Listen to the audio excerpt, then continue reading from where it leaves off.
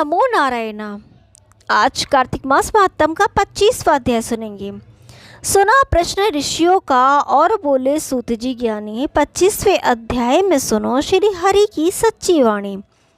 तीर्थ व्रत और दान आदि के करने से समस्त पाप नष्ट हो जाते हैं, मगर प्रेत योनि में रहने वाले को इसका अधिकार नहीं है। तुम्हारे दुख को देखकर मैं अत्यंत दुखी हूँ और तुम्हारा दुख दूर किए बिना मुझे संतोष नहीं होगा। तुम्हारे पाप बड़े भारी हैं, क्योंकि यह तीनों योनियां बहुत बड़े पाप करने वालों को ही प्राप्त होती हैं, और प्रेत योनि तो थोड़े पुण्य से नष्ट भी नहीं हो सकती। लेकिन मैं तुम्हें इस योनि से अवश्य छुड़ाऊंगा, इसलिए मैंने जो कार्तिक का व्रत किया है उसका आधे पुण्य तुम्हें देता हूँ, क्योंकि यज्ञ दान तीर्थ सबके सब निश्चय ही कार्तिक व्रत के पुण्य के समान नहीं है। देवर्षि नारद बोले, हे राजन, इतना कहकर धर्मदत्त ने उसको ओम नमो भगवते वासुदेवाय यह द्वादश मंत्र सुनाया और तुलसी का जल उसके ऊपर छिड़का। बस फिर क्या था, क्षण भर में वह प्रेत योनि से छूट प्रज्वलित शिखा के समान दिव्य रूप धारण कर लक्ष्मी के समान सुंदर हो गई। तब वह धर्मदत्त को दंडवत करके प्रसन्नता से गदगद होकर बोली, हे ब्राह्मण, आपके आशीर्वाद से मैं इस घोर नरक से छूट गई हूँ। मुझ पाप सागर में डूबती हुई के लिए आप नौका के समान हैं। नारद जी ने कहा, हे राजन, अभी कलहा इसी प्रकार कह ही रही थी कि वहाँ विष्णुगण एक दैदीप्यमान विमान लेकर आए। विमान के द्वार पर अप्सराएं और गण बैठे हुए थे। धर्मदत्त ने उनको देखकर प्रणाम किया। पुण्यशील और सुशील नामक भगवान विष्णु के गणों ने धर्मदत्त को अपने हाथों को ऊपर उठा उसका अभिनंदन करके कहा, हे द्विश्रेष्ठ, आप धन्य हैं जो सदा भगवान विष्णु के व्रत कथा और सेवा में लगे रहते हैं। आपने जो अपने बाल्यकाल में पवित्र और शुभ कार्तिक व्रत किया था, उसके आधे फल से आपने कलहा के पूर्व जन्म के एकत्रित पाप नष्ट कर दिए हैं। यही नहीं, आपकी कृपा से उसके सैकड़ों जन्म के पाप नष्ट हो गए हैं। आपके जागरण आदि करने से पुण्य प्रभाव से आकाश मंडल से ये विमान आया है। हे ब्राह्मण, अब हम उसे भांति भांति के भोगों से युक्त वैकुंठ में ले जा रहे हैं। आपके दान पुण्य के प्रभाव से यह भगवान विष्णु के पास रहेगी। आप भी इस जन्म के बाद अपनी दोनों स्त्रियों सहित वैकुंठ में विष्णु जी के पास रहोगे और मुक्ति प्राप्त करोगे। हे दया सागर, वे मनुष्य धन्य हैं और जन्म उन्हीं का फलीभूत है जिन्होंने तुम्हारी शरण विष्णु जी की भक्ति की है, क्योंकि भगवान विष्णु अपने भक्तों को भला क्या नहीं देते। जिन्होंने प्राचीन काल में उत्तानपाद के पुत्र को धूर्व पर पहुंचाया, जिसके सुमिरन मात्र से प्राणियों की मुक्ति हो जाती है, प्राचीन काल में विष्णु जी ने केवल अपने नाम के स्मरण से ही आप द्वारा पकड़े हुए हाथी को हस्ती योनि से मुक्त करके जय नाम देकर अपना पार्षद बना लिया। तुमने उसे विष्णु की सेवा की है, इसलिए तुम अपनी दोनों स्त्रियों सहित 1000 वर्ष तक भगवान विष्णु के पास निवास करोगे। जब तुम्हारा पुण्य क्षीण हो जाएगा, तब तुम सूर्यवंश में अपनी दोनों रानियों के साथ राजा दशरथ के नाम से प्रसिद्ध होगे, तथा यह कलहा तुम्हारे आधे पुण्य के भागीदार होने के नाते तुम्हारी तीसरी भार्या होगी। वे भगवान विष्णु पुत्र के रूप में तुम्हारे पास रहेंगे और देवताओं का कार्य करेंगे। विष्णु जी को प्रसन्न करने वाले तुम्हारे कार्तिक व्रत से अधिक महत्वपूर्ण यहाँ दान तीर्थ आदि और कोई भी नहीं है।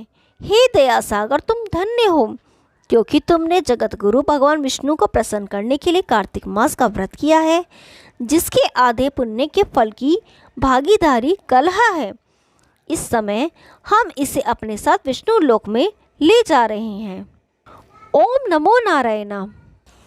अब वह प्रसंग सुनेंगे जब नारी का रूप धरकर राधा जी की परीक्षा लेने आए थे नंदलाल।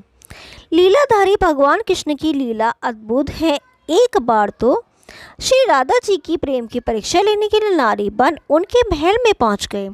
श्री गर्ग संहिता से सुंदर कृष्ण कथा शाम को श्री राधा जी अपने राजमंदिर के उपवन में सखियों संग टहल रही थी। तभी बगीचे के द्वार के पास मणि मंडप में एक अनजान पर बेहद सुंदर युवती को खड़े देखा। वे बेहद सुंदर थी।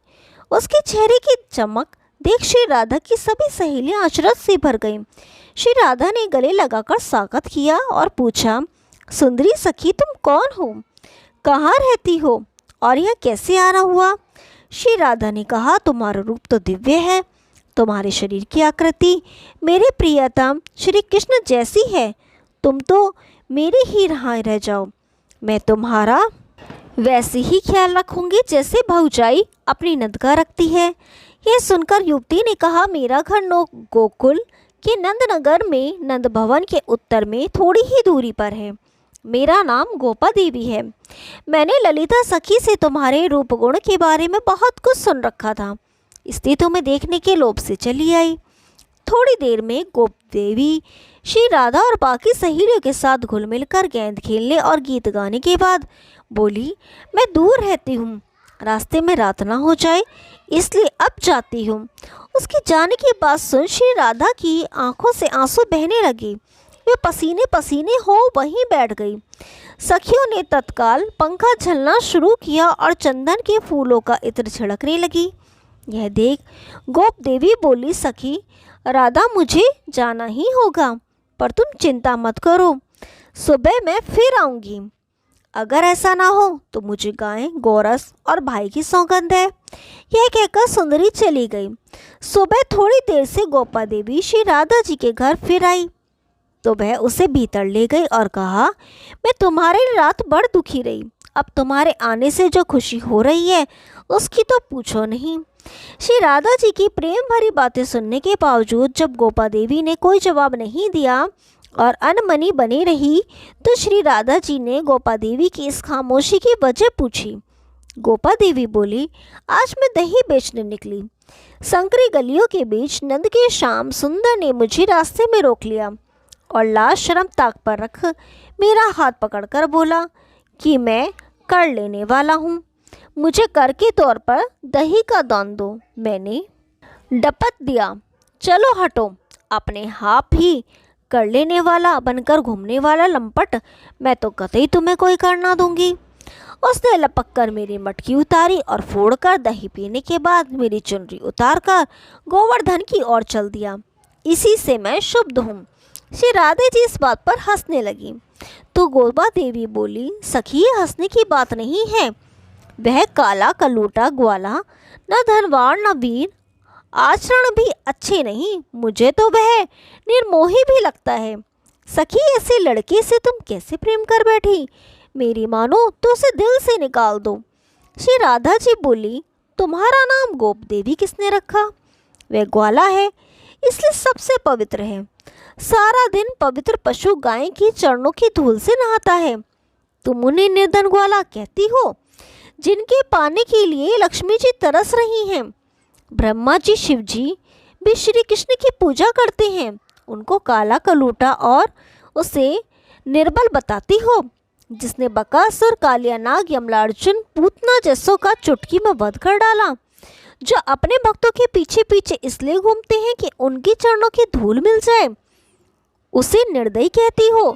गोप देवी बोली, राधे तुम्हारा अनुभव अलग है और मेरा अलग। किसी अकेली युवती का हाथ पकड़ जबरन दही छीन कर पी लेना क्या सज्जनों के गुण हैं? श्री राधे ने कहा, इतनी सुंदर होकर भी उनके प्रेम को नहीं समझ सकी, बड़ी अभागिन हूँ। यह तो तेरा सौभाग्य था, पर तुमने कोई गलत समझ लिया। गोप देवी बोली, अच्छा तो मैं अपना सौभाग्य समझ के सम्मान भंग कराती। अब बात बढ़ गई थी। आखिर में गोप देवी बोली, अगर तुम्हारे बुलाने से श्री कृष्ण यहाँ आ जाते हैं तो मैं मान लूँगी कि तुम्हारा प्रेम सच्चा है और वह निर्दयी नहीं है, और यदि नहीं आए तो? इस पर राधा रानी बोली कि यदि नहीं आए तो मेरा सारा धन भवन तेरा। शर्त लगाकर श्री राधा आंखें मूंद कर ध्यान में बैठ गई। श्री कृष्ण का एक एक नाम लेकर पुकारने लगी। जैसे जैसे श्री राधा का ध्यान और दिल से की जाने वाली पुकार बढ़ रही थी, सामने बैठी गोप देवी का शरीर कांपता जा रहा था। श्री राधा के चेहरे पर अब आंसुओं की झड़ी दिखने लगी। माया की सहायता से गोप देवी का रूप लिए भगवान श्री कृष्ण समझ गए कि प्रेम की ताकत के आगे अब यह माया नहीं चलने वाली। मेरा यह रूप छूटने वाला है। वे रूप बदलकर श्री राधे राधे कहते प्रकट हो गए और बोले, राधा रानी आपने बुलाया? मैं भागता चला आ गया। श्री राधा जी चारों ओर देखने लगी तो श्री कृष्ण ने पूछा, अब किसको देख रही हो? वे बोली, गोप देवी को बुलाओ, वे कहाँ गई? श्री कृष्ण बोले, जब मैं आ रहा था तो कोई जा रही थी, कौन थी? राधा रानी ने उन सारी बातें बतानी शुरू की और श्री कृष्ण सुनते चले गए, मंद मंद मुस्कुराते हुए। श्री कृष्ण ने कहा, आप बहुत भोली हैं, ऐसी नागिनों को पास मत आने दिया करें। ओम नमो नारायण। यदि आपको ये कहानी पसंद आई तो वीडियो को लाइक कीजिए, शेयर कीजिए और चैनल को सब्सक्राइब कीजिए। हम आपके लिए ऐसी रोचक पुरानी कथाएं लाते रहेंगे। तब तक के लिए नमस्कार।